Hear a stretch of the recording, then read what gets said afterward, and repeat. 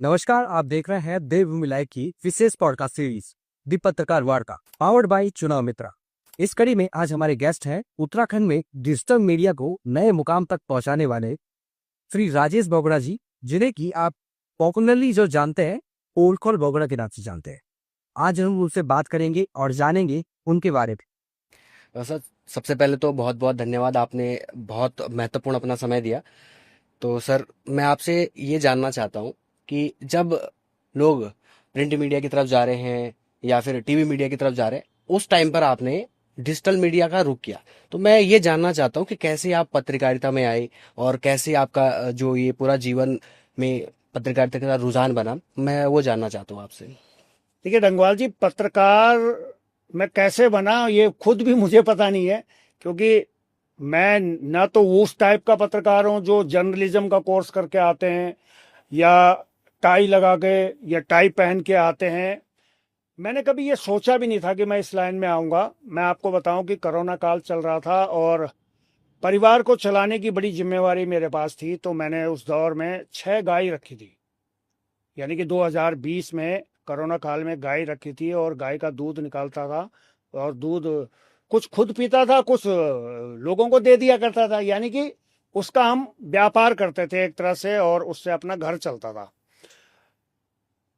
फिर लगा कि यार जो उत्तराखंड की पत्रकारिता है उसको मैं बहुत पहले से देख रहा था डंगवाल जी, और काफी लंबे समय से पत्रकारों को भी देख रहा था, लेकिन मुझे कहीं ना कहीं ये लग रहा था कि शायद हमारी पत्रकारिता कुछ अधूरी है, या हमारी पत्रकारिता जैसी होनी चाहिए या जहां तक हमें जाना चाहिए या जिन लोगों को पत्रकार की जरूरत है शायद हम वहां नहीं पहुंच पा रहे।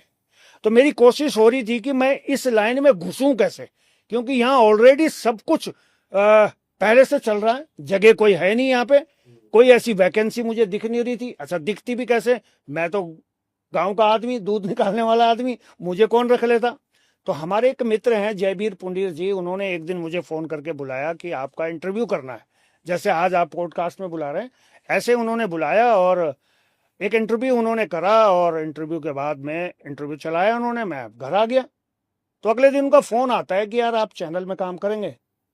तो मुझे बड़ी खुशी हुई। मैंने कहा भाई, चैनल तो मेरे लिए एक तरह से ऐसा था जैसे सपना था।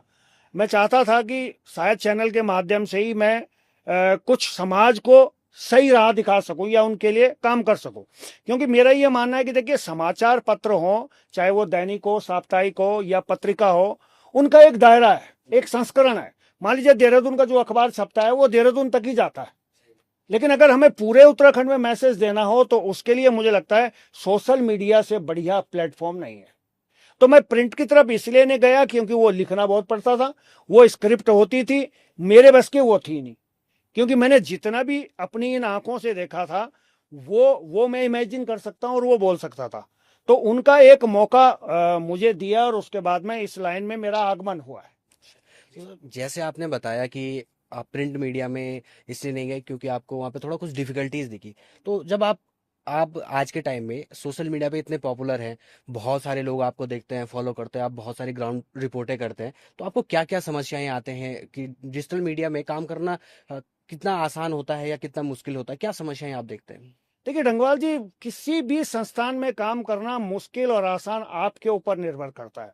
अगर आपको सामाजिक ताने बाने का अच्छा ज्ञान है, आपको नेताओं के चित्र और चरित्र का अच्छा ज्ञान है, उत्तराखंड की संस्कृति के बारे में अच्छा ज्ञान है, तो फिर तो आपके लिए उपयुक्त प्लेटफॉर्म डिजिटल है।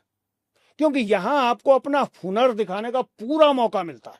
देखिए, संस्थान में अगर आप काम करते हैं और या किसी बड़े संस्थान में, तो वहां कुछ मजबूरियां भी होती हैं। मान लीजिए मैंने कोई खबर बढ़िया बना दी और उसमें थोड़ा सा सरकार का विरोधाभास आ गया और मैंने अपने ऊपर भेज दी, उन्होंने कहा भाई इसमें तो नहीं चल पाएगी। तो ये कंडीशनें होती है ना। लेकिन डिजिटल में ये हमारे साथ में नहीं है। जितने भी फ्रीलांस काम करने वाले लोग हैं, कम से कम मैं ये दावे से कह सकता हूं कि उनके ऊपर अभाव, प्रभाव और दबाव तो कतई नहीं है। हाँ, घर वालों का हो सकता है कि शाम को जल्दी आ जाना, खाना खाया कि नहीं खाया, लेकिन इस तरीके का अभाव प्रभाव हमारे साथ फिलहाल तो ऐसा नहीं है। इसकी क्या वजह है कि आप लोग स्वतंत्र जो पत्रकार है, आमतौर पर हम लोग देखते हैं कि एक सवाल रहता है कि सामाजिक भी दबाव होता है, राजनीतिक भी दबाव होता है। स्वतंत्र पत्रकार होते हुए या डिजिटल मीडिया का पे आप पत्रकारिता कर रहे हैं, तो आपको क्या एडवांटेज रहती है? मतलब जैसे आपने बताया कि मैं थोड़ा लेट घर चले जाऊं तो घर का ही वो होता है, बाकी ये चीजें दिखती हैं आपको, सामाजिक या राजनीतिक दबाव दिखता है आपको इसमें? नहीं, कोई दबाव नहीं है। देखिए, दबाव हमें लेना क्यों है? सरकार से दबाव तो हम इसलिए नहीं लेते क्योंकि हम सूचना में रजिस्टर्ड है ही नहीं ना, हमारे गले में वो पट्टा तो है ही नहीं। जब हमारे गले में सूचना वाला पट्टा है ही नहीं तो इसका मतलब हम फ्री है। लेकिन जनता का हम पे इस बात का दबाव रहता है कि भाई साहब आप टाइम पे नहीं आ रहे, भाई साहब आप हमारी खबर करने नहीं आ रहे हो। बस ये दबाव रहता है, क्योंकि उम्मीदें लोगों की हमसे बहुत ज्यादा हो जाती हैं। जब हम ग्राउंड रिपोर्ट करते हैं, एक जगह की खबर दिखाते हैं, तो उसके बाद हमारे पास बहुत सारी के फोन आते हैं। कई कई फोन ये आते हैं कि भाई साहब मेरा प्लॉट था, कोई खा गया, पैसे नहीं दिला रहा है। अब डंगवाल जी ये बताइए, प्लॉट किसी का, तो उसमें पत्रकार का क्या काम है? कोई कह रहा भाई साहब मेरी नौकरी थी, 15 दिन की तनख्वाह नहीं मिल रही है, तो मैंने कहा भाई इसमें पत्रकार क्या कर गए? तो पुलिस का काम है। ये सब लोगों की उम्मीदें हैं। उन्हें लगता है कि इस समय अधिकारी और नेता और सरकार पे अगर कोई भी दबाव बना सकता है, वो पत्रकार है। कि निश्चित तौर पे जैसे पुरानी ट्रेडिशनल पत्रकारिता जो रही है उसमें पत्रकारों का एक अहम रोल हमेशा से रहा है, लेकिन धीरे धीरे हमने पत्रकारिता को ऐसा देखा है कि लोगों के मन में एक थोड़ा सा वो बन गया है कि यार पत्रकारिता को लोगों को थोड़ा विश्वास कम हो रहा है, चाहे वो नेशनल लेवल पे रहा हो या स्टेट लेवल या रीजनल लेवल पे भी। वहां पर जो लोकल पत्रकारिता के थ्रू आपने बहुत सारे मुद्दे उठाए, चाहे वो अंकिता भंडारी हत्याकांड में की बात हो या फिर बेरोजगारों के जो भर्ती घोटाले को लेकर जो आंदोलन हुए या तमाम मुद्दों पर, तो आप ग्राउंड पर जब रिपोर्टिंग करते हैं तो आपके दिमाग में क्या रहता है कि आपको क्या दिखाना है, किस किस तरीके से आपको जनता का पक्ष दिखाना है, तो किस माइंडसेट के साथ आप जाते हैं? नहीं, कोई भी माइंड सेट लेके मैं जाता नहीं हूँ। मेरा ये देखिए, पता नहीं भगवान ने मुझे, ऊपर वाले ने कुछ ऐसी चीजें दी हैं डंगवाल जी, मैं घर से सोच के कभी नहीं जाता हूँ। मैं इमेजिन करता हूँ चीजों को। मतलब मेरे सामने जो कुछ हो रही है उन चीजों को ही पकड़ के मैं चीजों को पकड़ता हूँ। मैं सामने वाले की बातों को पकड़ता हूँ। नॉर्मली हमारे पास ज्यादातर लोगों की समस्याएं आती है। ऐसा कुछ नहीं है कि हमने अपनी तरफ से कोई ऐसा समस्या पे कोई काम किया हो या ऐसी कोई स्क्रिप्ट बनाई हो। शायद ही मैंने कोई ऐसी कोई रिपोर्ट आज तक करी हो। मैं इस लाइन में जब से आया हूं, ज्यादातर मेरा और सीधा जनता का संबंध है। उनकी कनेक्टिविटी के आधार पे हूँ। फोन पे बात हो जाती है हमारी कि भाई साहब हमारी ये समस्या है, इतने लोग आ जाएंगे। मैंने कहा जी ठीक है, सुबह आप इतने लोग आ जाना कम से कम। बस इतनी बात होती है, बाकी माइंडसेट कुछ भी नहीं है। क्योंकि समस्या जिनकी है उनकी बात को सरलता से सरकार तक पहुंचाना, बस ये मेरे दिमाग में होता है। इसके अलावा और कुछ नहीं होता है। डर नहीं लगता आपको, क्योंकि आप बहुत गंभीर मुद्दों को भी बड़ी बेबाकी के साथ जनता के बीच में रखते हैं, अपने प्लेटफॉर्म के माध्यम से लोगों तक पहुंचाते हैं? कभी ऐसा डर लगता है आपको कि कोई धमकी मिली हो आपको या ऐसा कुछ? रंगवाल जी, जब इस लाइन में मैं शुरू शुरू में आया था तो 2021 में पहला मुकदमा हुआ था, और वो भी रंगदारी का मुकदमा मेरे ऊपर हुआ था, 10 लाख की रंगदारी का। तो शुरू भाई 2020-21 में मैं आया था, शुरू में मुझे तमगा मिल गया था। तो कहते हैं ना कि वो मुकदमा लगना मेरे लिए एक सरप्राइज था। शुरू में तो मैं डरा जब वो पहला पहला फर्रा आया। मैंने कहा हो ये तो गड़बड़ होगी। चिंता भी बहुत हुई, बहुत लोगों से बात करी। लेकिन उसके बाद में फिर एक महेश नेगी थे द्वारा हाट के विधायक, उनका कोई मामला था और उस पे भी उन्होंने इतना बड़ा फर्रा मुझे भेज दिया था, वो मैंने फाड़ के फेंक दिया। वो 3-4 फर्रे मैंने फाड़ के फेंक दिए। मुझे पता, मैं इस सिस्टम को समझने लगा था डंगवाल जी कि यार ये जो मुकदमे होते हैं आधे से ज्यादा तो डराने के लिए होते हैं। तो पहली बात तो इनसे डरना ही बंद कर दो। जिस दिन हम डरना बंद कर देंगे उस दिन हमसे मुकदमे करने वाले डरेंगे। मेरा अपना ये मानना है। उस दिन के बाद डर गया। जो रिसेंटली का भी एक मुकदमा है वो मुख्यमंत्री जी के अपर सचिव है, उन्होंने 4 करोड़ का मानहानि का मुकदमा ठोका हुआ है। भाई मैंने कोई रिपोर्ट करी है और अपने अंदाज में करी है। भाई अगर सलमान खान कोई फिल्म बनाएगा तो सलमान खान का स्टाइल चलेगा। जॉनी लीवर अगर लोगों को हंसाएगा तो जॉनी लीवर स्टाइल में करेगा। और लता मंगेशकर गाएगी तो आशा भोसले की आवाज में तो नहीं गाएगी, गाएगी तो अपनी आवाज में ना। तो मैंने भी अपने स्टाइल में खबर कर दी, साहब को बुरी लग गई। अब साहब को बुरी लगी तो ये तो मेरा स्टाइल है ना, इसमें मेरी तो कोई गलती नहीं है। तो इसलिए उन्होंने मानहानि का मुकदमा कर दिया है और हम भी तैयार हैं मुकदमा के पैरवी करने के लिए, हम भी अपना पक्ष रखेंगे। लेकिन मैं कह रहा हूं कि वो ड्यू की एड आती है ना, ड्यू की एड आपने भी देखी होगी, डर के आगे जीत है। और ये भी सुना होगा गब्बर सिंह का एक डायलॉग था कि जो डर गया सो मर गया। तो फिल्मों का मेरे ऊपर बड़ा असर है। ये 2 विज्ञापनों को और एक तीसरा विज्ञापन और है पहले इस्तेमाल करो फिर विश्वास करो। कुछ विज्ञापन मेरे दिमाग में है, मुझे पता है कि अगर डर गए तो यहां मगरमच्छ खा जाएंगे। अब डरने का नहीं, डराने का है। ये थोड़ा सा मैंने सिद्धांत बना लिया है। ऐसा नहीं है कि मैं डरता नहीं हूं, हाँ गलत करने से मैं डरता हूं, लेकिन अगर मैं गलत नहीं हूं तो मैं नहीं डरूंगा जी। डरना आपको पड़ेगा, मैं कतई नहीं डरूंगा। मेरा एक स्लोगन भी है कि ना मैं बदलूंगा ना मेरा अंदाज बदलेगा, बदलना आपको पड़ेगा, वरना वरना में थोड़ा अभी टाइम है। तो सर जैसे आपकी ना इतनी एनर्जी मैं देखता हूँ, ग्राउंड रिपोर्टिंग जब आप कर रहे होते हो तब भी मुझे दिखती है एनर्जी। तो आपके जीवन में ऐसा कौन सा मोड़ आया कि आपने बिल्कुल जो आपका राजनीतिक बैकग्राउंड भी, मुझे जहाँ तक ध्यान है राजनीतिक बैकग्राउंड भी आपका रहा, राजनीति में भी कुछ वक्त के लिए आप सक्रिय रहे और वहां पर भी आपने काम किया। तो ये पत्रकारिता की तरफ आने का एकदम से आपका कैसे ट्रेंड बना? मतलब कोई ऐसा कोई व्यक्तिगत वो था कुछ, या आपने ऐसे ही मन बना लिया? नहीं, पत्रकारिता से पहले बहुत सारे के काम, मतलब घर गृहस्थी से लेके सामाजिक जीवन में करे। राजनीतिक दल भी ज्वाइन करा, और शायद इसलिए ज्वाइन करा कि शायद उस राजनीतिक दल के माध्यम से अपने राज्य का कुछ भला कर पाऊं, ऐसा मेरा मन में था। हाँ, लेकिन ऐसे मंसूबे फिलहाल पार्टियों के नहीं थे, और शायद इसलिए यहाँ की जनता का मोह भंग भी हुआ है उनसे। आज वो कहीं धरातल पे है नहीं, तो सही समय पे मैं वहां से वापस आ गया। मतलब 2022 से पहले पहले मैंने उनके प्रभारी को कह दिया कि मैं अब छोड़ने जा रहा हूं, क्योंकि अब आपके सिद्धांत और हमारे सिद्धांत आपस में कम मेल खा रहे हैं। और मैं ये भी बता दूं डंगवाल जी की अगर राजनीतिक महत्वाकांक्षा होती तो शायद राजनीतिक दल छोड़ने के बाद मैं कहीं बीजेपी में जाता, कांग्रेस में जाता, यूकेडी में जाता, लेकिन मैं कहीं नहीं गया।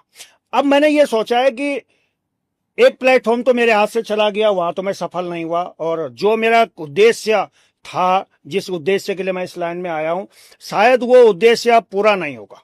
लेकिन वो हमारे एक मित्र जो हमें इस लाइन में लाए थे, मैं उनका बार बार धन्यवाद देता हूं। और उसके बाद में थोड़ा सा मेरे अंदर पोल खोल बहुगुणा मैंने एक नाम रखा था। मतलब फेसबुक आईडी थी मेरी, राजेश बहुगुणा के नाम से थी। मैंने एक दिन उसे पोल खोल बहुगुणा रख दिया। तो मेरे बहुत सारे के रिश्तेदारों के फोन आए, घर वालों के, तू पागल हो गया, ये क्या है, तू बहुगुणा है, तो ये पोल खोल क्या रखा है? तो मुझे लगा कि मैंने कुछ गड़बड़ तो नहीं रख दिया, लेकिन मैंने फिर उस टाइटल के अनुसार कुछ खुलासे करने शुरू करे। फेसबुक पे ही लाइव आता था शाम को, हर शनिवार को। तो लोगों को वो थोड़ा सा डंगवाल जी जचने लगा, अच्छा लगने लगा, तो उसमें कुछ कमेंट अच्छे आने लगे।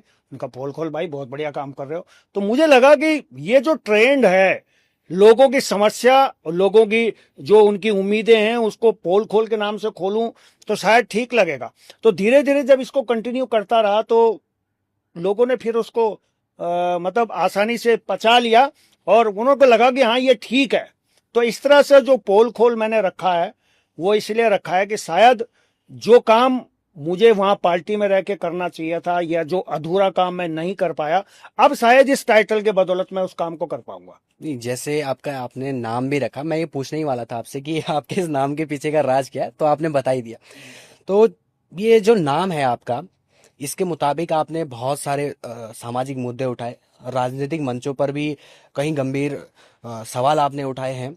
मैं आपसे जानना चाहता हूँ कि जब 2022 का विधानसभा चुनाव हो रहा था, तमाम बड़े बड़े मीडिया हाउस, राज्य की मीडिया केजरीवाल का इंटरव्यू लेने के लिए भाग रही थी उनके पीछे, लेकिन अगले दिन मैं देखता हूँ कि आप उनका इंटरव्यू ले रहे हैं। तो कैसा अनुभव था, क्या हुआ, मतलब थोड़ा बताइए आप उस बारे में। देखिए, अपने जो मुख्यमंत्री हैं, 11 मुख्यमंत्री अभी तक हमें मिले हैं, मैं आज तक अपने मुख्यमंत्री का इंटरव्यू नहीं कर पाया। सरप्राइज है ये कि जिस राज्य में मैं रहता हूं डंगवाल जी, उस राज्य के एक भी मुख्यमंत्री का इंटरव्यू आज तक मैंने नहीं किया है। न कोई अपॉर्चुनिटी मेरे पास में आई है कि भाई साहब आपको करना चाहिए। लेकिन दिल्ली मुख्यमंत्री कार्यालय से मेरे पास में फोन आता है कि आपको जो है सीएम साहब का एक इंटरव्यू करना है। तो मैंने कहा जी कर देंगे, हम तो जैसे औरों का करते हैं, हमारे लिए तो जैसे सबका करते हैं आपका भी कर देंगे। मैंने तो नरेंद्र सिंह नेगी जी का भी किया, प्रीतम भाई का भी किया। मैंने कहा जी कर देंगे। तो उन्होंने कहा कि ठीक है, आपको कुछ सवाल भेजने पड़ेंगे, 7-8 सवाल। तो मैंने कहा जी 7-8 सवाल करे नहीं, वो प्रोटोकॉल है हमारा, जितने भी लोग करते हैं ये सब सवाल भेजते हैं। तो एकदम माथा भी ठनका। मैंने कहा जितने भी लोग करते हैं ये सवाल पे आधारित कार्यक्रम करते हैं? कह रहा हाँ प्रोटोकॉल है, वो देना पड़ेगा। टंगवाल जी मैंने मना कर दिया, मैंने कहा मेरे बस का नहीं है, अभी भी आपके बीच में जो बातचीत हो रही है ये स्क्रिप्टेड नहीं है, नहीं मैं कोई लिख के लाया हूं, ना मैं कोई पढ़ रहा हूं। और अगर आप मुझे टेलीप्रिंटर पे बिठा देंगे और कागज दे देंगे, मैं नहीं बोल पाऊंगा। मैंने मना कर दिया, मैंने कहा नहीं हो पाएगा। तो वो कहने लगे कि फिर कैसे होगा, आप हरिद्वार में आके मिलना। मैंने कहा जी मिल जाएंगे। तो हम यहाँ से 3-4 लोग चले गए। तो उन्होंने कहा कि भाई कैसे होगा, क्या पूछोगे कि आप। मैंने कहा जी क्या पूछना है, वो जन लोकपाल पूछूंगा जिसमें आपने जनता को इतना रामलीला मैदान में करे। नहीं नहीं वो बिल्कुल नहीं पूछना। अच्छा मैंने कहा ठीक है। मैंने कहा अन्ना के बारे में पूछ लेंगे, लोग कहते हैं आपने अन्ना को धोखा दिया, करें वो भी नहीं पूछना। तो मैंने कहा फिर मैं समझ गया हूं मुझे पूछना क्या है। देखिए इतना तो ईश्वर ने मुझे दे दिया है कि मैं इमेजिन कर लेता हूं कि सामने वाले को अगर 2 पॉइंट दिए, अगर वो पसंद नहीं आ रहे हैं तो इसको मतलब इसको ये वाला ट्रैक चाहिए ही नहीं। अब मैं समझ गया। मैंने कहा जी करना क्या है। मैंने कहा समझ गया। मैंने कहा हाँ, गड़बड़ तो नहीं हो गया। अरे मैंने कहा भूल जाओ गड़बड़ होगी। अंदर ले गए हो मुझे। तो जैसे हम बैठे हुए हैं तो यहाँ कम से कम 7-8 एसी लगा दिया। सर्दियों का टाइम था, एक एसी उधर, एक एसी इधर, एक इधर। एसी नहीं वो हीटर, माफी चाहूंगा। और चालू कर दियो। मुझे तो गर्मी लगने लगी। देखो हम तो पहाड़ी आदमी है, हमें तो नहीं लगती इतनी सर्दी। मैंने कहा भाई मुझे तो गर्मी लग रही है, तो इतने हीटर क्यों लगा दिए। करे नहीं सीएम साहब बिना हीटर के तो बैठते ही नहीं है। भाई हो सकता है कि उन्हें सूट करता हो, मैं उनको ये नहीं कह रहा हूं कि वो बुरा है। देखिए उनका अपना आचरण है, उनका अपना शरीर है, शरीर की अपनी बनावट है, हमारी अपनी है। तो तब मैंने वो इंटरव्यू किया था। इधर कर्नल साहब बैठे हुए थे, इधर अरविंद केजरीवाल जी बैठे हुए थे, इधर मैं बीच में बैठा हुआ था। और एक सिंगल आईडी मेरे पास में है जो आज भी है। कभी मैं इधर घुमाऊं, कभी मैं इधर घुमाऊं, कभी मैं इधर घुमाऊं। बस इस तरह से वो कार्यक्रम हुआ। लेकिन मैं फिर कह दूं डंगवाल जी, बहुत लोगों के इंटरव्यू मैंने करे हैं, लेकिन उसमें सबसे मेरे लिए सरप्राइज मुख्यमंत्री अरविंद केजरीवाल था। मैं अरविंद केजरीवाल को नहीं मानता हूं, मैं मानता हूं उस पद को और उस गरिमा को कि एक मुख्यमंत्री कार्यालय से हमें फोन आता है, और एक मुख्यमंत्री हमारे यहां भी है। एक क्या, हमने तो 11 दे दिए। चलो उस समय तो मैं नहीं था, अब तो हूं। पिछले 6 सालों से मैं इस लाइन में हूं, लेकिन आज तक ना तो त्रिवेंद्र रावत जी के टाइम पे मैं इस लाइन पे आया था। उसके बाद तीरथ सिंह रावत जी आए, को तो चलो खैर कोई बात नहीं, कम समय के लिए रहे, लेकिन रहे ना। पुष्कर सिंह धामी जी के भी 3 साल निकल गए, कभी याद नहीं किया। कभी कभी लगता है कि ये जनता हमें इतना प्यार करती है, हमारे साथ सेल्फी भी लेती है, क्या हम इतने भी निकम्मे हो गए कि सीएम कार्यालय कभी हमें आमंत्रित नहीं करता। आपने भी तो आमंत्रित किया हमें। इसकी वजह ऐसा तो नहीं है कि आप तीखे सवाल पूछते हो, कहीं आपको ऐसा लगता है कि आपसे सरकारें अब थोड़ा सा खौफ खाने लगी है, डरने लगी है कि वो सवालों का जवाब देना नहीं चाहते, या वो भी इस फॉरवर्ड में चाहते हैं कि आप क्वेश्चन लिख के भेजो? नहीं, वो तो अगर प्रोटोकॉल सीएम का है, भाई सीएम तो वो भी है, सीएम यहाँ भी है। प्रोटोकॉल अगर सीएम का है कि सवाल लिख के भेजने हैं, तो मैं मानता हूं कि भाई वो तो होगा, लेकिन तरीका उसका भी तो निकला है ना। तरीका तो सब चीजें निकल जाएंगी। वो बात अलग है कि देखिए बहुत सारी के, ये बात मैं सच कह रहा हूं कि मैंने जिस तरह से लोगों के मुद्दे उठाए हैं वो आज भी मेरे जहन में। और कभी मुझे सीएम साहब का इंटरव्यू करने का निमंत्रण मिला या ऊपर वाले ने मिलवा दिया, तो वाकई में मेरे जहन में ये सवाल है कि भाई पुलिस ग्रेड पे का जो मामला चल रहा था, सीएम साहब ने घोषणा करी थी, आज तक क्यों नहीं मिला। दिल्ली में न्यूनतम मानदेय 18,000 है, वो लेटर आज भी मेरे पास है। तो हमारे यहाँ 10,000 और 5,000 8,000 में लोग नौकरी क्यों कर रहे हैं। न्यूनतम मानदेय 18,000 क्यों नहीं मिल रहा है। शायद हो सकता है कि यही वो सवाल है जिनकी वजह से अभी तक उस द्वार पे मेरी एंट्री नहीं हुई है।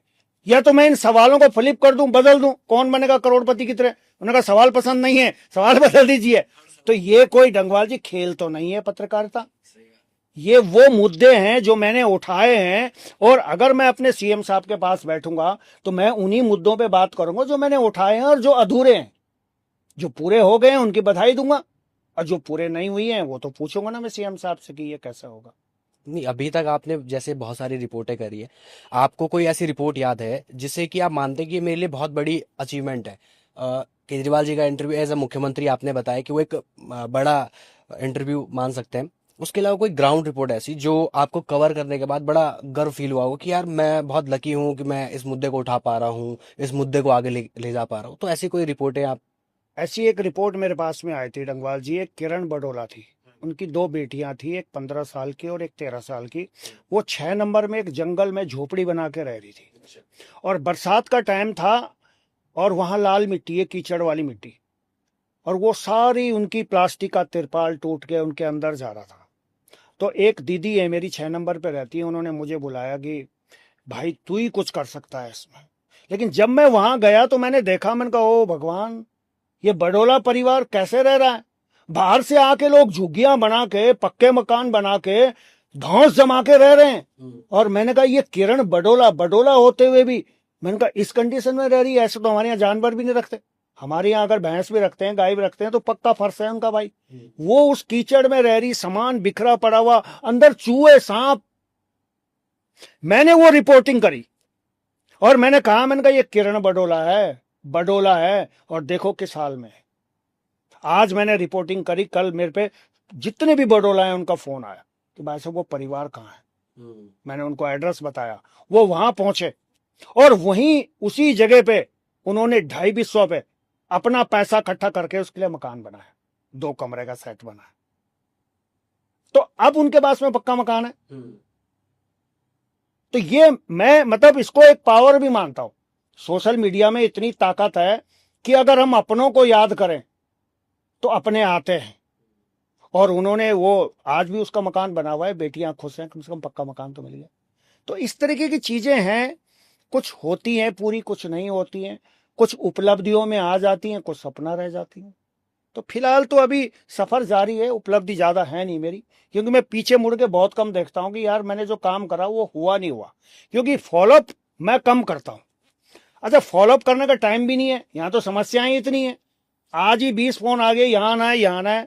कल जो 20 आए थे उनमें फॉलोअप करने जाना, तो मैं कैसे करूंगा। मैं ये मानता हूं कि फॉलोअप करना सरकार का काम है रंगवाल जी, एक पत्रकार का काम फॉलोअप करना नहीं है। भाई पत्रकार ने आज खबर कर दी, सरकार तक पहुंच गई, सरकार लेना उसका संज्ञान। पत्रकार ही फॉलोअप करता रहेगा, पत्रकार ही हल कराएगा, तो सरकार तुम्हारी जरूरत क्या है, तुम्हारी क्या जरूरत है। इतना बड़ा विभाग है, इतना करोड़ों अरबों रुपए का बजट है, वो हमें दे दो ना, हम अपना आप करते हैं। फिर सरकार की जरूरत क्या है। अगर सरकार है तो उन्हें संज्ञान लेना चाहिए, बस इतना ही है। सरकार की जैसे आप बात कर रहे हैं कि आपका जो रोल है, आप अपना रोल जो मान रहे हैं वो मान रहे हैं कि हमारा मुद्दों तक, सरकार तक पहुंचाना है, उन मुद्दों को उठाना है, जनता की आवाज को पहुंचाना है। तो कई बार ऐसा भी होता है कि बार बार सड़कों पर युवा दिखते हैं, सड़कों पर महिलाएं दिखती हैं, उसके बावजूद भी सरकारें कुछ नहीं कर रही होती हैं। अभी हालिया एक मामला आप देख रहे हैं, मूल निवास भू कानून को लेकर चल रहा है। इससे पहले मैंने एक और चीज देखी कि ऋषिकेश में आप उस पूरे इलेक्शन को ग्राउंड में कवर कर रहे थे और बहुत ही क्लोज तरीके से आप उस पर रिपोर्ट कर रहे थे। मैं आपसे ये जानना चाहता हूँ सबसे पहले कि ये चल क्या रहा है, मतलब ये ग्राउंड पे एक्चुअल में हो क्या रहा है, ये क्या रियली सच्चाई है कि कोई ऐसा मुद्दा बन रहा है कि यहाँ के लोग अपने हकों के लिए उठ रहे हैं, या कोई पीआर प्रैक्टिस हो रही है। देखिए रंगवाल जी, 2 तरीके के लोग होते हैं। एक तो वो लोग होते हैं जो सिर्फ अपना फायदा देखते हैं, आंदोलनों में भी आते हैं तो अपने फायदे के लिए आते हैं, आंदोलन भी करवाते हैं तो अपने फायदे के लिए करवाते हैं।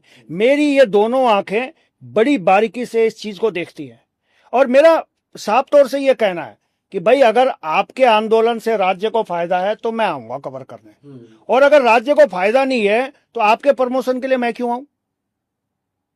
और ऐसा नहीं है कि आपके प्रमोशन के लिए और चैनल नहीं है, बहुत सारे के संस्थान है भाई, उनसे प्रमोशन कराइए। और यहां जज भी मैं ही हूं, वकील भी मैं ही हूं, और अदालत भी मेरी है कि मैं तय करूंगा कि अगर ऋषिकेश में धरना हो रहा है तो मैं तय करूंगा इसे दिखाना है या नहीं दिखाना है। पिछली बार नरेंद्र नगर विधानसभा में बड़ा पंगा हो गया, मैं एक खबर करके लाया, मैंने चलाई नहीं। अगले दिन उसका फोन आ गया कि भाई साहब आपने खबर चलाई नहीं। मैंने कहा जी मेरी मर्जी, चलाऊं ना चलाऊं, मुझे तो ये खबर लग रही है कि ये प्लांटेड खबर है। उसने वो रिकॉर्डिंग करी और फेसबुक पे डाल दी। अब आप समझिएगा कि हम लोगों की खबर करने भी जाएं, लेकिन अगर हमें लगे कि नहीं चलानी चाहिए, इस खबर में कुछ और है, जबरदस्ती प्लांट कराइए, तो फिर ये आरोप है कि भैया तुमने तो पैसे खा लिए होंगे वहां से। तो इस तरह जब मैं इन चीजों को समझ गया, ये लाइन इतनी आसान भी नहीं है डंगवाल जी, इतना हम समझते हैं। ये जितने पत्रकार हैं, यहां बड़ी सारी की दुविधाएं भी हैं, समस्याएं भी हैं, और मुकदमों का डर हमेशा रहता है। जान का डर, कभी मतलब ऐसा हुआ है कि किसी मामले में आपको धमकी मिली हो कि ऐसा कर देंगे वैसा कर देंगे? क्योंकि नॉर्मली हम सुनते हैं, लकीली हमारे उत्तराखंड में अभी तक ऐसी घटना नहीं हुई है, बट ऐसी सुनने को मिलती है कि बहुत सारी बार सोशल मीडिया के माध्यम से हमें पता चलता है कि बहुत सारे पत्रकार कहते हैं कि भाई हमें धमकियां मिल रही हैं, हम पे दबाव बनाया जा रहा है। कई बार तो कुछ लोगों को कहते हैं कि हमें तो रात को उठा लिया गया। तो ऐसा क्या जेन्युइनली होता है? देखिए डंगवाल जी, ये अगर हम गलत रिपोर्ट कर रहे हैं या गलत का साथ दे रहे हैं तो इसके चांसेस बढ़ जाते हैं, या हम पैसे लेके काम कर रहे हैं तो भी इसके चांस बढ़ जाते हैं धमकी के। और अगर आप जनता के लिए काम कर रहे हैं तो मुझे नहीं लगता कि धमकी देने की जरूरत है। मैं आज भी चैलेंज से कह रहा हूं, धमकी नहीं मिलेंगी, इन नेताओं को भी नहीं मिलेंगी। जितने हमारे 70 विधायक है ना, ये जनता के लिए काम करना शुरू कर दे। इनको सिक्योरिटी की जरूरत नहीं है, इनके गनर वनर की जरूरत नहीं है इन्हें। अगर ये जनता के लिए काम कर रहे हैं तो गनर नहीं है। लोग तो इन्हें जाते जो है इनके साथ सेल्फी लेंगे, चाय पिलाएंगे, इन्हें कंधे में उठाएंगे। अब ये काम तो करते नहीं है, इन्हें डर है, और सिक्योरिटी डर की वजह से मिली हुई है। अरविंद केजरीवाल कहता था ना दिल्ली में कि मैंने काम किया है तो मुझे वोट देना। आज वो बेशक हार गया हो, लेकिन ये उत्तराखंड के 70 विधायक में से एक कह के दिखा दे कि अगर मैंने काम किया है तो 2027 में मुझे वोट देना, वरना मत देना। ये मुझसे मुड़ा दूंगा अपनी, अगर एक भी विधायक ऐसा बोल गया। क्योंकि ऐसा वही कह सकता है डंगवाल जी जिसने काम किया है। जिसने काम ही नहीं किया हो, मोदी जी के नाम पे जिताओ, वो कैसे ये डायलॉग मार देगा? कितनी बार जीतेंगे? हर बार जीतेंगे जब तक मोदी जी जिंदा है। जो मोदी जी सबकी नैया पार कराते रहेंगे। मतलब ऐसा क्यों है? मतलब एक तरफ हम जन आंदोलन, मैं ये सवाल इसीलिए पूछ रहा था आपको कि एक तरफ हम जन आंदोलनों की बात कर रहे हैं, हमें ऋषिकेश में इतना बड़ा वो दिखता है कि बाहरी वर्सेस पहाड़ी चुनाव हो जाता है, पूरा वो चीज दिखती है। दूसरी तरफ हम देखते हैं कि भाई युवा पूरे सड़कों पर है देहरादून में, मांगे कर रहे कि जो भर्ती घोटाले हो रहे हैं उसके लेकर मांग कर रहे हैं, भू कानून की मांग कर रहे हैं, मूल निवास की मांग कर रहे हैं। और दूसरी तरफ हम लोग एक आकलन में ये भी डाल देते हैं कि विधायक मोदी के नाम पे जीत गया। तो कैसे पॉसिबल हो रहा है ये चीजें? मतलब मैं समझ नहीं पा रहा हूँ। आप अपने अनुभव से क्या देखते हैं आप? देखिए, जनता में ज्यादातर हमारे यहाँ आज भी ऐसा नहीं है कि उन पे मोदी जी का असर नहीं है। मोदी जी के प्रति उनका लगाव भी है, झुकाव भी है, प्यार भी है। लेकिन जरूरी नहीं है कि उतना झुकाव विधायकों के प्रति है, नहीं है। मैं दावे से कह रहा हूं, एक भी विधायक अगर ये कहता है ना मेरी बात उसे बुरी लग रही हो, तो वो निर्दयी लड़के दिखा दे। अगर किसी विधायक की ईगो हर्ट होती है कि यार मैंने ये कह दिया कि मोदी जी के नाम से जीत रहा है, अगर किसी की ईगो हर्ट हो रही है तो वो 27 में निर्दलीय लड़के दिखा दे। जब चुनाव आते हैं तो हमारे यहाँ 5 किलो जो राशन मिलता है ना, वो बहुत बड़ा फैक्टर है। और अभी जो समूह सरकार ने बनाई है ना महिलाओं के, जिसमें लखपति दीदी भी है या उनको लोन भी दे रही है, वो भी एक बहुत बड़ा फैक्टर है। अब महिलाएं और बुजुर्ग ये ज्यादातर मोदी जी की तरफ है। फिर हमारे यहाँ सैनिक बहुल्य इलाका है, शिक्षक बहुल्य इलाका है, ये भी मोदी जी के फैन है। अब जब इतने फैन मोदी जी के हो गए तो बाकी फैन बचे कौन? वो ज्यादातर पॉलिटिकल लोग हैं। जितने भी आप देखोगे ना विरोध कर रहे हैं, कहीं ना कहीं वो पॉलिटिकल है या उनकी कोई इच्छाएं हैं। मैं फिर कह रहा हूं कि इच्छा होना बुरी बात नहीं है, महत्वाकांक्षा होना बुरी बात नहीं है। महत्वाकांक्षा होनी भी चाहिए अगर तरक्की करनी है, लेकिन महत्वाकांक्षा ये होना कि मुझे अपने राज्य का भला करना है। ऐसी महत्वाकांक्षा तो हमें दिख नहीं रही ना, किसी में भी नहीं दिख रही। और यही कारण है कि 94 के बाद में एक ही आंदोलन हुआ था जो बेरोजगारों का हुआ है, जिसमें इतने युवा गांधी पार्क में इकट्ठा हुए थे डंगवाल जी। वो पूरा घटनाक्रम आप ग्राउंड से कवर कर रहे थे, तो मैं जानना चाहूंगा कि आपने आंखों देखा हाल क्या था? मतलब कैसा अनुभव था आपका? आप पूरा देख रहे हैं, युवा एक तरफ है, पुलिस दूसरी तरफ है, और एक घटनाक्रम होता है और आप उसकी ग्राउंड से रिपोर्टिंग कर रहे थे। तो क्या था, मतलब आप थोड़ा बताइए उसके बारे में। देखिए, वो जो घटना थी वो 1-2 दिन पहले जो उनके नेता हैं हाँ बॉबी पंवार, वो गांधी पार्क में थे। रात को उनके ऊपर कुछ अत्याचार हुआ और वो वीडियो जब वायरल हुए हैं तो लोगों को बहुत बुरा लगा है, और खास करके युवाओं को बहुत बुरा लगा है। शुरू में हम भी नहीं मान रहे थे कितने लोग हो जाएंगे, हमने कहा 1000 होंगे, 2000 होंगे, 2500 होंगे।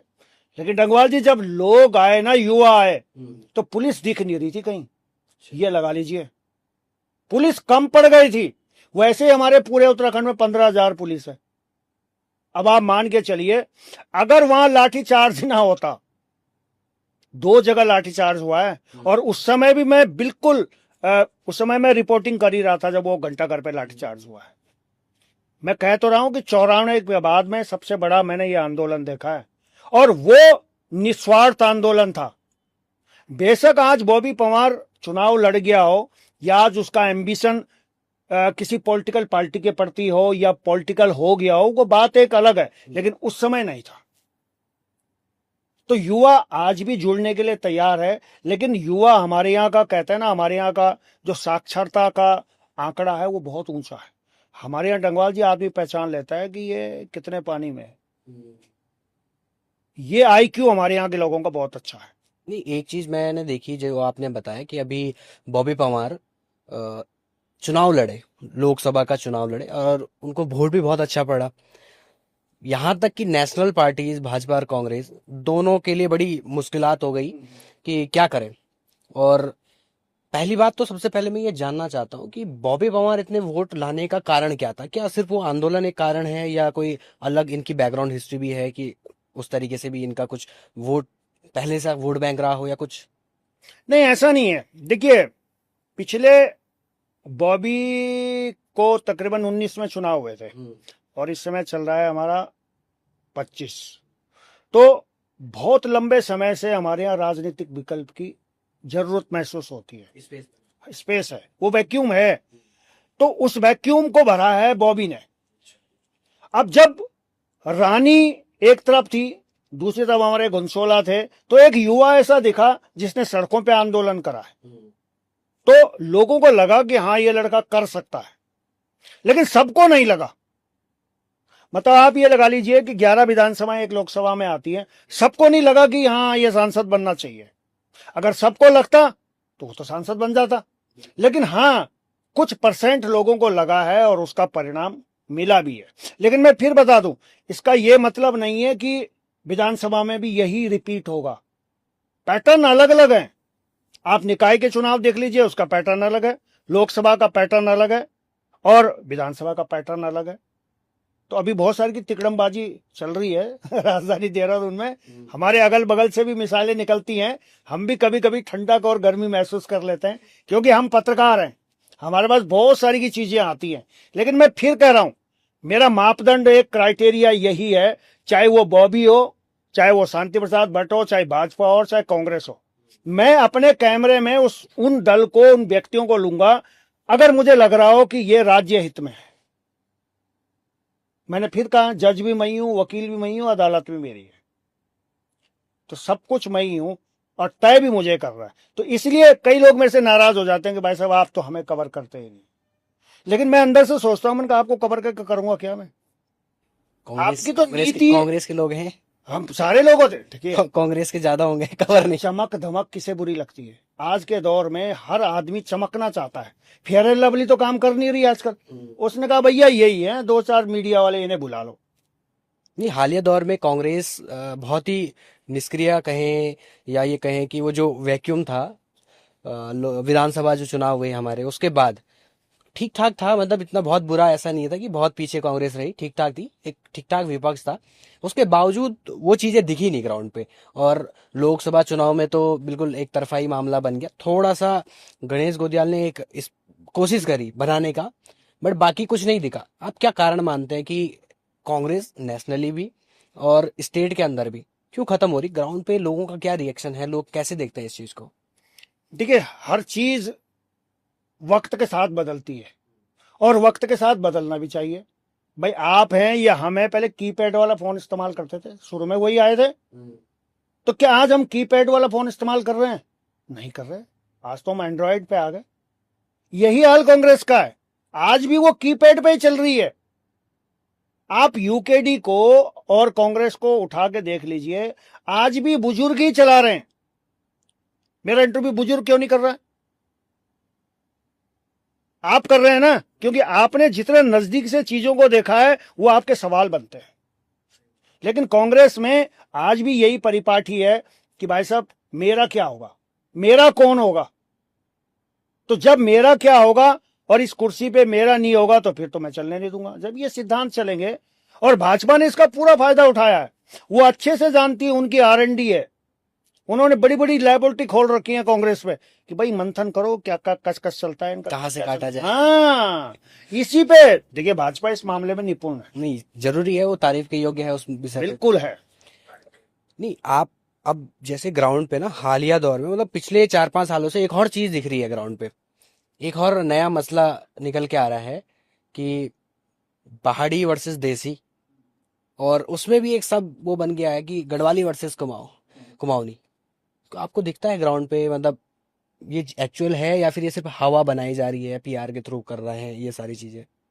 धनवाल जी, पहले तो मैं ये जानना चाहूंगा कि जो लोग कह रहे हैं ना कि मैदानी मैदानी है का, ये तो पहाड़ी राज्य है भाई। ऋषिकेश में जो चुनाव हुआ वहां पर शंभू पासवान बीजेपी के कैंडिडेट रहते हैं। पहाड़ी, हाँ, मैदानी या भारी दोनों चीजों को मैं उस तरीके से कह रहा हूँ। मैदानी भी चलो ये हो जाता है, लेकिन पहाड़ी शब्द इसलिए ज्यादा वो हो जाता है क्योंकि एक हो रहा है पहाड़ी क्षेत्रों में, ज्यादा पहाड़ी को लेकर एक बढ़िया कॉल बन रही है।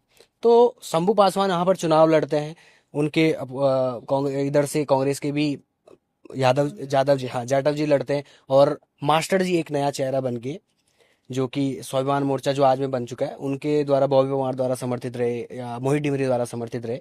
तो आपने ग्राउंड में जब रिपोर्ट आप कर रहे, तो आपने एक बात मैंने देखी जो, तो आपने आपके अंदर भी एक पहाड़ी वाला थोड़ा सा मुझे दिख रहा था कि आप पहाड़ के लिए चिंतित है, आप चाहते हैं कि पहाड़ को सही नेतृत्व मिले, पहाड़ के लोगों को सही नेतृत्व मिले।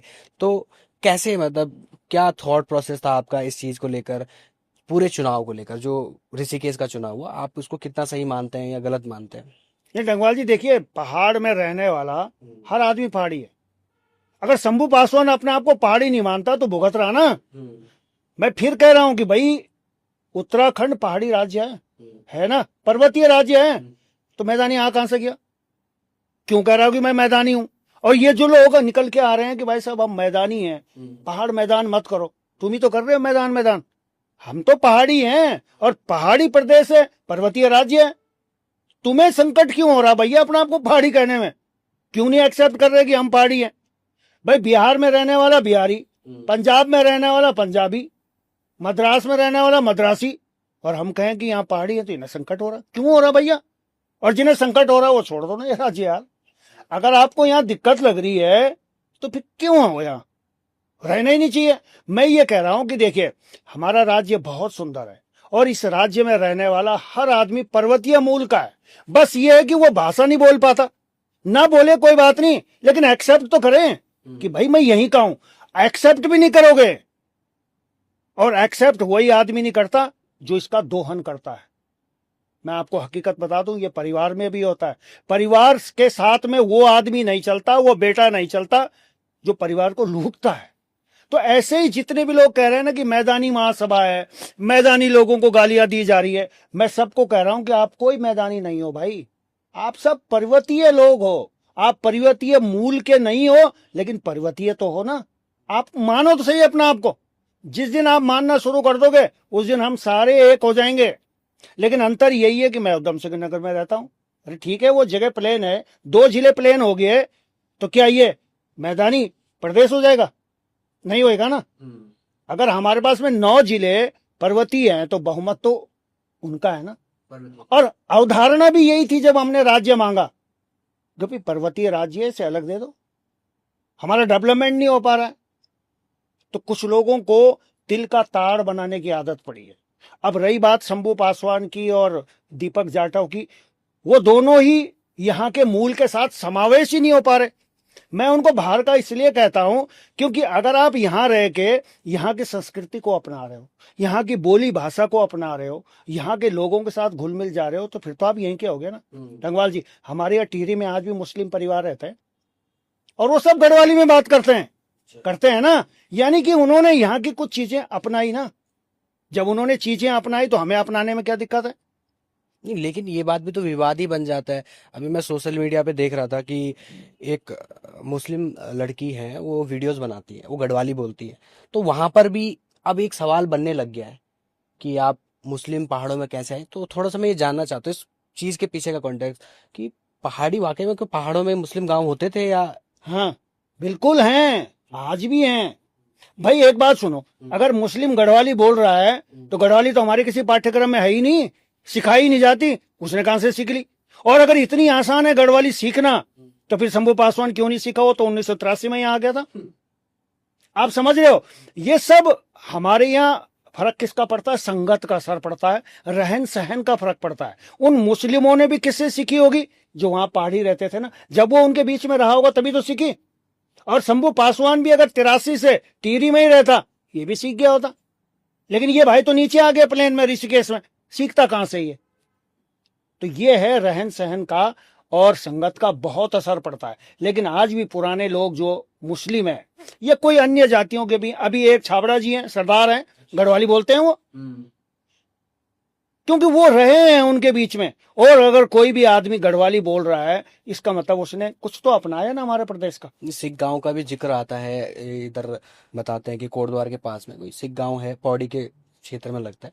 वैसे ही मुस्लिम गांवों का भी जिक्र आता है। लेकिन सवाल अब ये हो जाता है कि अगर ये लोग यहीं के हैं, यहीं रहे वो लोग, और शंभू पासवान फिर यहाँ आके अगर 83 में वो आके रहे हैं, तो किसको बाहर का कहा जाए, किसको यहाँ का मूल निवासी कहा जाए? ये भी तो एक बड़ा संकट हो गया। नहीं, हम नहीं कहेंगे किसी को मूल निवासी। भाई संविधान ने और कानून ने 1950 जो एक लाइन दी है ना, कि 1950 में जो जहां था वो वहीं का मूल निवासी है। अब वो जो मुस्लिम पहाड़ में रह रहे हैं, अगर वो 1950 से यहां रह रहे हैं और उनकी यहां जमीनें हैं, तो उनका मूल निवास भी बना होगा। क्योंकि डंगवाल जी, हमारे यहाँ जो मूल निवास बनता था ना, उसका आधार ही जमीन के दस्तावेज होते थे, वो फर्द के आधार पे बनता था। अस्थाई प्रमाण पत्र नहीं, अस्थाई प्रमाण पत्र तो घोषदे के भी बन जाएंगे, फर्जी भी बन जाएंगे। लेकिन उस दौर के 83 के, क्योंकि मेरा भी मूल निवास प्रमाण पत्र बना हुआ है, अगर आज आपको मूल निवास प्रमाण पत्र बनाना है तो देहरादून से नहीं बनेगा। आपको आप मूल निवास नहीं, फर्ज करो सरकार खोल देती है, तो आपको अपने मूल गांव जाना पड़ेगा, जहां आपके पिताजी की और आपके दादाजी की जमीन है। अगर उस फर्द में आपका नाम होगा तो आपका मूल निवास बन जाएगा। और अगर शंभू पासवान 1983 में यहां आया था, तो उसने मूल निवास क्यों नहीं बनवाया? पहला सवाल। क्या उस पर मूल निवास प्रमाण पत्र है? अगर नहीं है तो इसका मतलब उसके बाप दादा और उसकी कोई जमीन ही नहीं थी। मूल निवास का आधार ही वही है। और मूल निवास का आधार कानून यह कहता है कि 1950 में जो जहां था, अगर 1950 में शंभू पासवान बिहार था, तो वो बिहार का ही मूल निवासी है, यहां का नहीं है। और अगर मैं 1950 में पंजाब था, मेरा जन्म वहां है, वहां हमारी जमीनें हैं, तो हम वहीं के मूल निवासी हैं। बस इतनी सी बात तो है। क्यों नहीं समझ में आ रही लोगों को? और ये बात डंगवाल जी आप और मैं थोड़ा करें, ये तो कानून में है भाई, ये तो लॉ में है कि 1950 में जो जहां था वहां का मूल निवासी है। लोगों को तकलीफ ये हो रही है कि जब हमारा राज्य बना ना, उसके बाद में जो बाढ़ आई है ना यहाँ लोगों की, उल्टे सीधे जो लोग घुसे हैं और जिस तरह से इन्होंने यहाँ दोहन करना शुरू करा है, दिक्कत इन लोगों को हो रही है। 1994 से पहले के जो लोग हैं यहाँ, वो एक भी नहीं कह रहा होगा कि भाई साहब बाहर के कह रहे हैं हमें, हम तो बड़े दुखी। क्यों बोलेगा वो तो यहीं का है। जो लोग बाहर से आके बस गए ना यहाँ, रायपुर के बगल में सपेरा बस्ती है, कौन है ये लोग, कहाँ से आते हैं ये? और सरकार कहती है इनके लिए हम अध्यादेश लाएंगे, मलिन बस्तियों के लिए इनको पक्का करवाएंगे। क्यों पक्का करवाएंगे भाई? इन्हें तुम्हारे रिश्तेदार हैं वो, ये इनके कोई हैं वो परिवार के लोग, क्यों करवाएंगे? एक बात सुनो, हमारा राशन खा रहे हो, हमारा पानी पी रहे हो, तमाम सब्सिडी खा रहे हैं हमारी, क्यों इतना लोड सरकार ले रही है? क्यों पक्के करवाना भाई? तो मैं इस पक्ष में कतई नहीं हूं। मैं ये मानता हूं कि जो भी अवैध रूप से रह रहा है, उसको हाथ जोड़ के बस में बिठा के भेज देना चाहिए उसके राज्य में जहां का वो मूल निवासी। ये तो वो साबित करे मैं यहाँ का मूल निवासी हूं। एक ही पैमाना है कि भाई मूल निवासी कहाँ के हो, आप साबित कीजिए। यहां के हो तो दो, उसको अधिकार दो, पक्के मकान दो। और अगर आप मध्य प्रदेश के मूल निवासी हैं और यहां भी कह रहे हैं कि हमें तो गलत नहीं है क्या? तो सर, आपने बहुत ही जरूरी बात और बहुत ही महत्वपूर्ण बिंदुओं को रखा। मैं एक और चीज जानना चाहूंगा कि किसी भी प्रदेश की या किसी भी जगह की, वहाँ की संस्कृति का एक बहुत इंपॉर्टेंट रोल होता है वहाँ के हर प्रकार के विकास में। आपने जैसे बताया मुझे कि आप कलाकारों से मिलते हैं, बहुत सारे कलाकार से, अब तो काफ़ी सारी फिल्में भी आती हैं, और जहाँ तक मुझे ध्यान है आप एक फिल्म का पार्ट भी रहे हैं। तो हाँ, मैं उस बारे में भी आपसे जानना चाहूँगा। थोड़ा आप मुझे उस फिल्म के बारे में भी बताएं, और उत्तराखंड की संस्कृति को लेकर जो काम हो रहा है उसके बारे में आप थोड़ा सा अपने अनुभव साझा कीजिए। देखिए, उत्तराखंड की संस्कृति अगर देखनी है तो हमें जौनसार जाना पड़ेगा, हमें रवई जाना पड़ेगा। हमें चक्राता जाना पड़ेगा। यूं तो संस्कृति सब जगह है, लेकिन बचा किसने रखी है उस पे जाना पड़ेगा। तो वो अभी तक पूर्णता जो बची हुई है वो चक्राता ही है। जौनपुर, जौनसार, चक्राता, उनके अगर आप देखेंगे डंगवाल जी तो उनके महासू महाराज हैं, कोई मंदिर नहीं मिलेगा आपको। महासू महाराज के भाई हैं, उनके मंदिर मिलेंगे, चालदा महाराज मिलेंगे, उनके भाइयों के मंदिर मिलेंगे, लेकिन वो भी महासू महाराज के नाम से। अच्छा, जैसे आपने मासू देवता वाली बात बताई, तो मैंने जैसे जहां तक मुझे नॉलेज है, मैंने चार भाई मासू का कॉन्सेप्ट मतलब वही समझ में आता है। तो आप इस बारे में भी थोड़ा आप डिटेल से बताएं मुझे, क्योंकि हमारी जो ऑडियंस है, जो नए यंग लोग हैं, उनको बहुत ज्यादा जानकारी नहीं है। तो थोड़ा मासू देवता नहीं, महासू देवता के बारे में मुझे थोड़ा सा पढ़ना पड़ेगा, जी जी जी, क्योंकि मैं कभी भी कोई चीज गलत नहीं बोलना चाहूंगा। मैं सिर्फ अभी थोड़ा आज ठीक है ठीक है। इस टॉपिक को फिर अगले दिन रख लेते हैं ना, अलग चीजों पे। मैं सिर्फ ये कह रहा हूं कि देखिए, किसी भी जगह की संस्कृति को अगर मजबूत करना है तो आपको बहुत सीमित होना पड़ेगा। अब हमारे यहाँ है क्या, कुछ लोग हो सकता है बुरा भी मान सकते हैं कि मैं ऐसा क्यों कह रहा हूं, लेकिन ये फैक्ट है। उनके यहाँ महासू महाराज को मानते हैं और कोई मंदिर ही नहीं है। और जब उनके यहाँ पूजा होती है ना डंगवाल जी, तो 27 गांव एक साथ आते हैं, 28 गांव, थोक के थोक गांव आते हैं। अब हमारे यहाँ समस्या ये है कि हमने 1 किलोमीटर पे 2 किलोमीटर में मंदिर बना दिए। इससे हो क्या रहा, हमारी आस्था बट गई। हमारे यहाँ मंदिर में कौन जाता है, कोई भी नहीं जा रहा। कुछ महिलाएं जाती हैं पानी चढ़ाने के लिए, अब सबने घर में मंदिर बना दिए। मैं ये नहीं कह रहा हूं कि मंदिर नहीं बनने चाहिए, लेकिन मैं ये कह रहा हूं कि अगर आस्था को हमने और मजबूत करना है तो हमें इस बारे में भी सोचना पड़ेगा कि यार संस्कृति, आस्था, ये रवई घाटी में ज्यादा क्यों है। वो लोग अपने मंदिरों के प्रति या अपने महाराज के प्रति इतने निष्ठावान क्यों हैं। हमारे यहाँ लोग सत्संग में भी जाते हैं। अभी एक और भी होने वाला है, वो कोई जया किशोरी जी का। अच्छा, अब देखो ना, मैं क्या कर रहा हूं, आस्था की बात तो कर रहा हूं ना। अब आस्था मजबूत नहीं है, मुझे नहीं लगता कि जौनसार के लोग कहीं जाते होंगे सत्संग सुनने। कई लोग हो सकता है बुरा मान जाए, सत्संग सुनने जाते होंगे, बुरा नहीं मानो भूलो। मैं बता रहा हूं, हमारे यहाँ हमारे इष्ट देवता है ना, सही बात है कुल देवी है। अब उनसे बाहर निकल के हम कहां जाने लगे, सत्संग। यानी हम मूल खो रहे हैं, अपना खो दिया। लेकिन मूल बचा हुआ कहां है, ओबीसी का आरक्षण पता कहां है आपको, चक्राता में। क्यों है उन्हें ये, वो जो इंटीरियर वाली बेल्ट है सिर्फ ओबीसी में, वही क्यों है, क्योंकि उन्होंने अपनी संस्कृति, सभ्यता, परंपरा बचा के रखी है। हमने तो खो दी और आगे बढ़ा रहे। हाँ, हम तो डीजे को बुलाते हैं, अपने ढोल दमाऊ भी नहीं बुलाते। उन्होंने कहा हट डीजे वाले भैजी जरा गाना लगा दे, और एक टांग इधर और एक टांग उधर। ये नहीं है कल्चर। उनके यहाँ तांदी लगती है और कोई नहीं बोलता उन्हें कि लाइन में खड़े हो जाओ, अपने आप लाइन में खड़े हो जाते हैं। उधर बुजुर्ग नाच रहे हैं, इधर महिलाएं नाच रही हैं, इधर बच्चे नाच रहे हैं। किसने सिखाया उन्हें ये? तो ये होता है अपना कल्चर। हमारे यहाँ टीरी, पौड़ी, चमोली, रुपया कोई कल्चर नहीं है भाई जी। एक वो नाक में नथुली पहन ली, वो कल्चर नहीं है, सोशल मीडिया वाला कल्चर हो गया। दिखाना है वो, चाहे वो किराए की मंगा के पहन रहे हो, पर दिखाना है। लेकिन आप जौनसार में जाइएगा, किराए की नहीं मिलेंगी। सही बात, वहां अपनी है उनकी। तो हम जितना अपनी चीजों को बचा के रखेंगे ना, उतना वो लंबा चलेंगे, समृद्ध होंगे। हाँ, समृद्ध होंगे। बुरा नहीं मानना बोलो कि मैंने ऐसा कहा है, मुझे अपने हर जिले से लगाव है, लेकिन जहां की चीज अच्छी होगी वो बोलना नहीं। वास्तविकता आप बतौर पत्रकार ग्राउंड पे चीजें देखते हैं, तो निश्चित तौर पर आपका ये हक बनता है कि आप जहां पर आपको लगे जनता के लिए आप इतना संघर्ष करते हैं, तो ये भी आपका हक बनता है। और एक और चीज मैं आपसे, जैसे आप बता ही रहे थे कि कल्चर वाली बात है, तो मैं यहीं पे इस पे ये जानना चाह रहा हूँ कि एक तो आपकी फिल्म वाली बात रह गई, वो भी आप मुझे बताइए।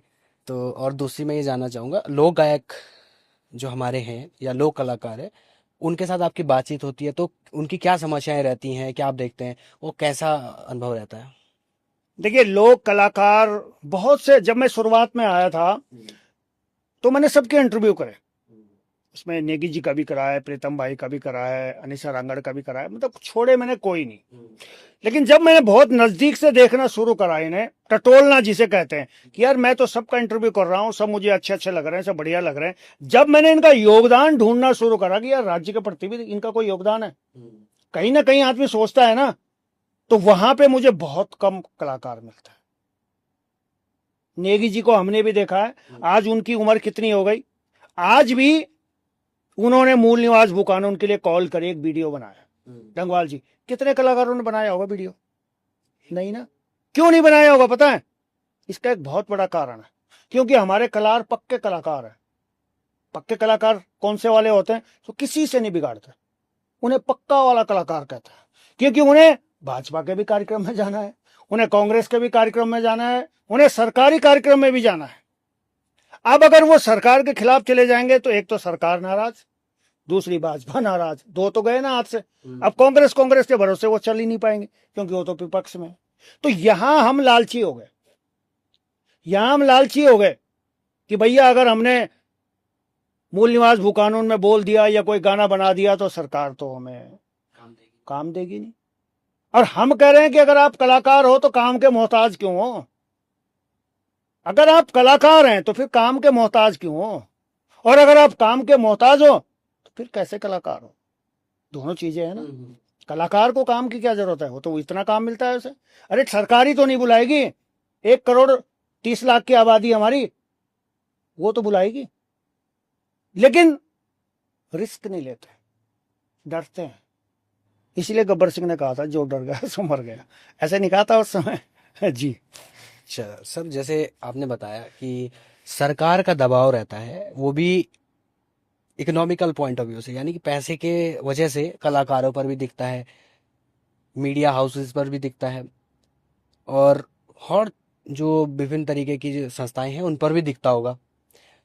अब जैसे आपने अपने लिए स्वतंत्र रूप से कार्य करने के लिए आप इस फील्ड में आए हैं, तो युवाओं के लिए मोटिवेशन के तौर पे मैं आपसे ये जानना चाहता हूँ कि आप जिस ये फील्ड सोशल मीडिया के थ्रू आप आजीविका रेवेन्यू के किस तरीके से रेवेन्यू अपने लिए करते हैं, कि ताकि मैं स्वतंत्र रूप से इधर उधर आ जा सकूं, लोगों के मुद्दे उठा सकूं, तो क्या सोर्स रहता है रेवेन्यू का आपका?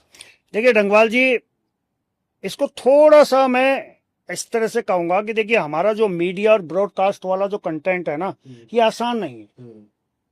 और इसी फील्ड में वो ब्लॉगर भी काम कर रहे हैं, यूट्यूबर भी काम कर रहे हैं, उनके लिए हार्ड नहीं है। वो गाली भी दे देंगे, टू कर देंगे ना, लेकिन हम तो गाली भी नहीं दे सकते, टू तो बात की बात है। ये वाला हमारा जो कंटेंट है वो बहुत कठिन है, और इसी से हमें पैसे भी कमाने हैं। तो आदमी हमारे यहाँ कम आता है, हमारे यहाँ वही आता है जो पागल है। पागल समझ रहे हो? राज्य के लिए पागल है, व्यवस्थाओं से परेशान है, वो आता है इस लाइन में। और जिसको इस प्लेटफॉर्म से, यूट्यूब से पैसा कमाना है, फेसबुक से पैसा कमाना है, वो तो ब्लॉगिंग कर रहा है। बहुत सारे के ब्लॉगर हैं और उनके फॉलोअर हमसे भी ज्यादा हैं, तो वो पैसा हमसे ज्यादा कमा रहे हैं, क्योंकि यूट्यूब में 2,000 रुपये $1 मिल जाता है। अब हमारी खबरों को देखने के लिए तो आदमी भी हमारे जैसा होगा ना, जो व्यवस्थाओं से परेशान होगा, जिसको कीड़ा होगा कि आज क्या हुआ होगा वहां, वही देखेगा ना। बाकी का जो यूथ है वो आज भी अनुराग डोभाल के पीछे पड़ा हुआ है, आज भी वो सौरभ जोशी को देखता है। वो बेचारा खाना ही तो खिलाता है घर पे, बच्चों को घुमाता है। कोई बड़ी उपलब्धि उसने भाई ने कर दी है उत्तराखंड के लिए, या किसी को इंसाफ दिला दिया? अब बताओ, 19 मिलियन है शायद उसके, 30 मिलियन हो गए। अब सौरभ जोशी के 30 मिलियन हो गए और मेरे बाल निकल गए सारे, मेरे 4,36,000 ही है, और दिन रात लोगों की समस्या उठा रहा हूं। अंतर देख रहे हो? जो आदमी हंसी खिला के, खाना बना के, खाना खा के 30 मिलियन पहुंच गया, और हम लोगों की समस्या उठाते उठाते भी 1 मिलियन नहीं पहुंच पाए। तो भूलो, ये गलती मेरी थोड़ा है, ये आपकी गलती है, इन्हें भी तो जागना पड़ेगा। नहीं, निश्चित तौर पे आप सही बात कह रहे हैं कि जो जनता के मुद्दे उठाते हैं उनको सपोर्ट करना चाहिए हम लोगों को, और आगे बढ़ाने की जितने भी हम लोग एंड से कोशिश हो सकती है। आप एक लाइक करना होता है, आपको एक सब्सक्राइब करना होता है, और आपके मुद्दे और आपकी बातों को आगे पहुंचाया जाता है। एक चीज और थोड़ा इसमें रह गई थी, आपने रेवेन्यू वाली बात करी थी डंगवाल जी। देखिए फेसबुक और यूट्यूब से हमें भी रेवेन्यू मिलता है, और अब तो खैर बहुत कम हो गया है। पिछले 1 या 1.5 साल से तकरीबन ये लगा लीजिए कि पहले हमें 10,000 व्यू पे $1 मिल जाता था फेसबुक पे, यानी कि हमारी वीडियो अगर 10,000 लोगों ने देख ली थी तो $1 हमें 90 रुपए हो गए थे। लेकिन अब 40,000 पे $1 है, 60,000 पे $1 है। और हम लोगों को बार बार अपने दर्शकों को यही कहते हैं कि यार फॉलो करो, क्योंकि आप फॉलो करोगे, आप देखोगे तो हमारी इनकम होगी। अब हम इनकम इसलिए थोड़ा करेंगे मुझे बेटी की शादी करनी है भाई इसलिए फॉलो करो, कभी नहीं कहते ना। हम इसलिए आप फॉलो करने के लिए कहते हैं, चाहे आप हो चाहे हम हो या हमारे जैसे जितने भी क्रिएटर हैं, वो इसलिए फॉलो करवाते हैं ताकि यार आप देखोगे तो हमें इनकम होगी, हमें इनकम होगी तो हम लोगों की और समस्या उठा पाएंगे। कोई घंसाली बुला रहा जाए कैसे, पैसे तो है ही नहीं। तो इसलिए हम लोग कहते हैं, हम वाले लोग नहीं है कि भाई आपने फॉलो किया और फॉलो करने से हमें कोई लॉटरी लग जाएगी। सिर्फ मकसद डंगवाल जी एक ही है कि आपके एक फॉलो करने से अगर मैं टिहरी पहुंचता हूं या डंगवाल जी घंसाली पहुंचते हैं तो आपको तो फॉलो कर देना चाहिए। लोग तो पैसे लेते हैं कि भैया हमें सहयोग करो। कुछ लोगों ने सत्यहिंदी.com है, उसने तो पैसे, वो तो 400-500 रुपए लेता। आप मेरी खबर तभी देख पाओगे जब आपको 400 रुपए दोगे। कम से कम हम अपने दर्शकों से सिर्फ एक ही गुजारिश तो करते हैं, फॉलो करते हैं। अच्छा देखते हैं, वो बहुत अच्छे हैं, देखते सब हैं। अलग अलग स्रोतों से हमें भी पता चल जाता है यार कि किस किस स्रोतों से हमारी वीडियो वायरल हुई है, लेकिन जब उसमें हम देखते हैं तो लोग फॉलो कम करते हैं। उर्वशी रौतेला को इतने लोग फॉलो करते हैं। अब मैं तो यही नहीं समझ पाया, परसों वो कह रही थी कि बद्रीनाथ में मेरा मंदिर है, फिर गाली भी दे रहे हैं उसे। एक तो फॉलो भी कर रहे हैं, फिर उसे गाली भी दे रहे हैं। तो डंगवाल जी, हम वाकई में अगर हमें उत्तराखंड के लोगों को सशक्त बनाना है, सरकारों को सशक्त बना दिया हमने 25 साल, अब लोगों को मजबूत करना है। और वो लोग जो लोग उत्तराखंड के लिए काम कर रहे हैं, चाहे आप हों चाहे मैं हूं और चाहे हम दोनों जैसे कितने भी लोग हों, उन्हें मजबूत कीजिए।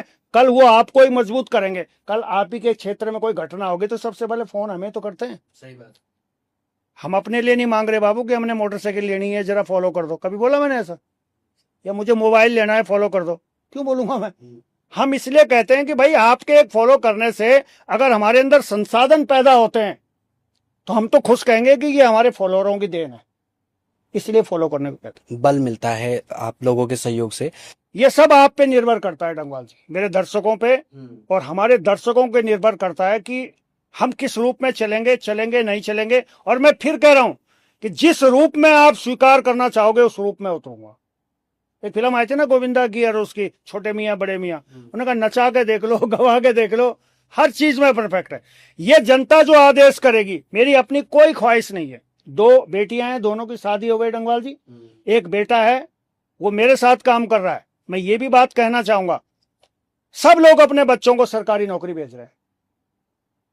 कोई आर्मी में भेज रहा है, कोई आईएएस की तैयारी करवा रहा, कोई एनडीए की तैयारी करवा रहा। और एक ये राजेश पोलखोल बहुगुणा है जो अपने बेटे को यहां लेके आया कि नहीं मैं कितना चल पाऊंगा, आपको भी ये जरूरत है उत्तराखंड की, आपने भी ये लोगों की समस्या सुननी है। लेकिन जब हम कहते हैं कि हमारी यहाँ वैकेंसी खाली है तो लोग मेरे से पूछते हैं तनख्वाह कितनी दोगे। और कुछ लोग हम पे आरोप लगाते हैं कि आप तो पैसे लेते। मतलब हम पैसे ना लें लेकिन हम तनख्वाह दे दें। डंगवाल जी कहां से देंगे तनख्वाह? सही बात। तो हम पैसे की जरूरत सबको है, लेकिन हम कहते हैं कि यार सहयोग करा करो। और अगर सहयोग से, आपके सहयोग से अगर हम कहीं पहुंच जाते हैं तो इसमें बुराई क्या है? अमर उजाला, दैनिक जागरण, तमाम अखबार विज्ञापन लेते हैं मोटे मोटे, और कोई गारंटी नहीं है कि कोई खबर आपने दी वो छपेगी कि नहीं छपेगी। यहां हम गारंटी भी देते हैं।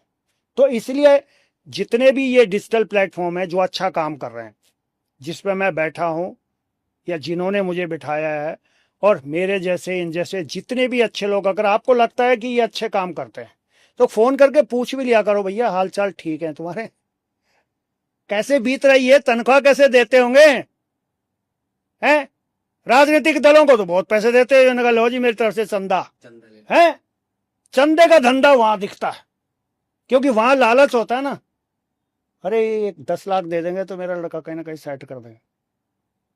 हम देखिए लालच तो हम तो नहीं दे सकते हैं डंगवाल जी, लेकिन हम ये कह सकते हैं कि हाँ आपके साथ आपका नेता खड़ा हो या ना हो, हम खड़े जरूर हैं। तो सबसे पहले तो मैं आपसे ये पूछूंगा, अगर आपको अगला मुख्यमंत्री बना दिया जाए तो पहला काम क्या करेंगे आप? पहला काम क्या करूंगा, वो नायक फिल्म की तरह? देखिए सबसे पहले मैं अपने आप को समझाऊंगा कि पहले जो तू था अब वो तू नहीं है। अब तेरी जिम्मेवारी जनता के प्रति और बढ़ गई है, और पहले तू जिनकी समस्या उठाता था तुझे उनकी समस्या हल करनी है। अगला सवाल मैं आपसे पूछता हूँ, अगला सवाल है कि उत्तराखंड का सबसे बेस्ट मुख्यमंत्री अभी तक किसे मानते हैं आप? ऐसा कोई नजर में है नहीं। नारायण दत्त तिवारी जी थे जिन्होंने, देखिए, बेस्ट के मेरे जो नजरिया है, मैं डेवलपमेंट को बेस्ट मानता हूं, लेकिन डेवलपमेंट की अगर मैं बात करूं तो सिर्फ नारायण दत्त तिवारी जी ऐसे थे जिन्होंने एक डेवलपमेंट का मॉडल यहां रखा है। खंडोड़ी जी को भी हम कह सकते हैं। दो को मैं मानता हूं कि दो ने कम से कम राज्य के लिए किया। उत्तराखंड में तीसरा मोर्चा को क्या भविष्य है या नहीं है? देखिए, बड़ा वाला समुद्र है, उसमें मगरमच्छ भी हैं, शार्क भी हैं, उसमें कुछ छोटी छोटी मछलियां हैं। अगर वो डर गई तो मर गई, और अगर वो कंधे में बैठ गई शार्क के और मगरमच्छ के तो जीत जाएगी। लेकिन अभी लगता है कि अभी तो लड़ाई लंबी है, लड़ना है भाई, ये तो लंबी लड़ाई है, अभी टाइम लगेगा उसमें, अभी बहुत जल्दबाजी हो जाएगी, ये कहना। एक आखिरी सवाल है, उत्तराखंड के युवाओं को आप एक शब्द में क्या संदेश देना चाहते हो? एक शब्द कहूँ या एक वाक्य कहूँ, क्या संदेश देना चाहोगे कि उनके लिए वो लाइफ चेंजिंग आप मानते हो कि वो चीज आप कर लो, वो चीज आप रख लो अपने जीवन में, वो लाइफ चेंजिंग है आपके लिए, जो आप अपने पूरे जीवन से, अपने अनुभवों से मानते हैं? मैं ये मानता हूं डंगवाल जी, क्रिएटिव बनो। नौकरी करने से अच्छा नौकरी दो भाई, नौकर मत बनो। इतने क्रिएटिव बन जाओ कि आप 10 लोगों को नौकर रख सको या 10 लोगों को रोजगार दे सको, इतने क्रिएटिव बनो। तो सर, आपसे बात करके मैं बहुत अच्छा लगा, और मुझे उम्मीद है जो दर्शक हमारे साथ जुड़े हैं उनको भी बहुत अच्छा लगा होगा। और आपको कैसा लगा हमें कमेंट में जरूर बताएं। ऐसे ही आपके लिए हम गेस्ट लेके आते रहेंगे, जिनसे कि हम आपको भी सीखने को मिलेगा, हमें भी सीखने को मिलेगा। तो तब तक आप देखते रहिए देवभूमि लाइव।